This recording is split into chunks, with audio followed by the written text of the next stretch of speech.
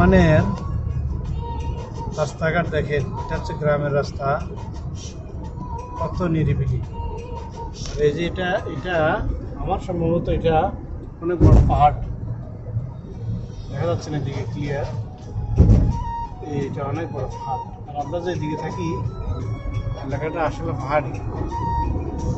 আর সূর্যের তাপমাত্রা সকাল থেকে সূর্য ওঠার সময় যে তাপমাত্রা থাকবে সন্ধ্যা পর্যন্ত এই তাপমাত্রায় থাকবে, কোনো পরিবর্তন হবে না। এখানে গাড়ি চালানো মজা, অনেক মজা।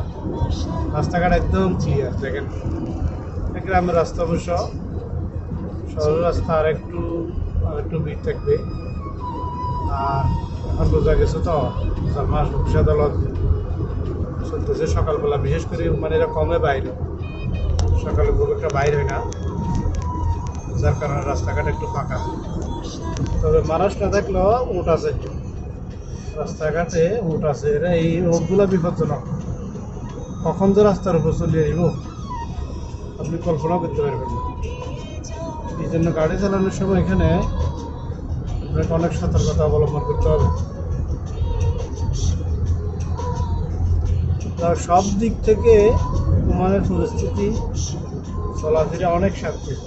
দেখেন অনেকক্ষণ পর একটা গাড়ি যাইতেছে, অনেক শান্তি এখানে চলাফেরা। কোনো ঝামেলা নাই, কোনো টেনশন নাই, অনেক শান্তি। এগুলা যত পাহাড়গুলো দিতেছে সবগুলা পাথরের পাহাড়। আরেকটা গাড়ি এসেছে, অনেক দূরে দেখা যাচ্ছে, অনেকক্ষণ পর একটা গাড়ি এসেছে। আর সকালে এরা তো খুব একটা বাইর হয় না, সকালবেলা খুবই কম বাইর হয় এরা।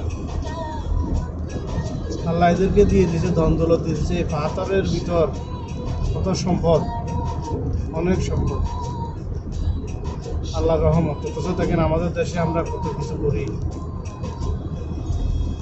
কত কষ্ট করি, কত শ্রম দিই, আমরা সারতে পারি না। কিন্তু এদেরকে আল্লাহ কি রহমত ডালে দিয়েছে,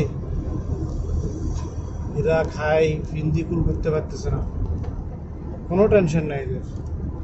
যাদের কাজ আছে চাকরি করতেছে, যাদের কাজ নাই তারা এখন ঘুমাইতেছে।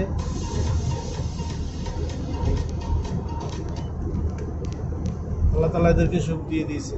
দেখেন পাহাড়টা অবশ্যই এখন ক্লিয়ার দেখা যাচ্ছে না, তবে অনেক উঁচা এই পাহাড়টা, অনেক উঁচা। এটা বলা রাখে না যে এত উঁচা পাহাড়।